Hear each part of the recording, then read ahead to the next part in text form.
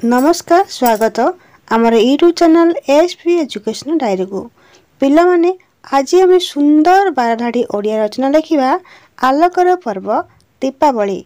चलतु देरी न करी भिडियो को आम स्टार्ट करवा एवं लिखा आलोकर पर्व दीपावली।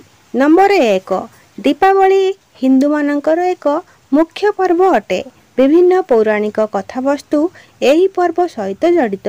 नंबर 2 पूर्व और दक्षिण भारत में यही पर्व रे माँ काली को पूजा करा जाए। नंबर 3 दक्षिण और पश्चिम भारत में यही पर्व रे ऐश्वर्यर देवी लक्ष्मी एवं विद्यार देवता गणेश को पूजा अर्चना करा जाए।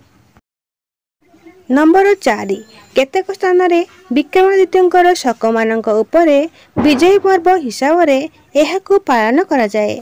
नंबर 5 यही पर्व दयानंद एवं मुथुस्वामी दीक्षित उद्देश्य पालित होता है।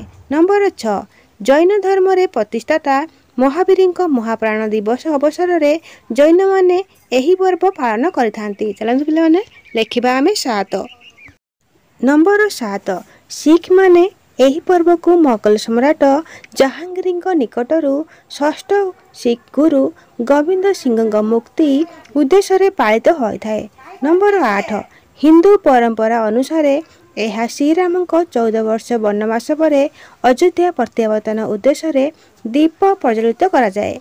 नंबर 9 यही पर्व रे भारतीय लोक माने अति आग्रह सहकारे बाण फुटाई और माटी रे दीप लगाई सही राति रे पालन करिथांती।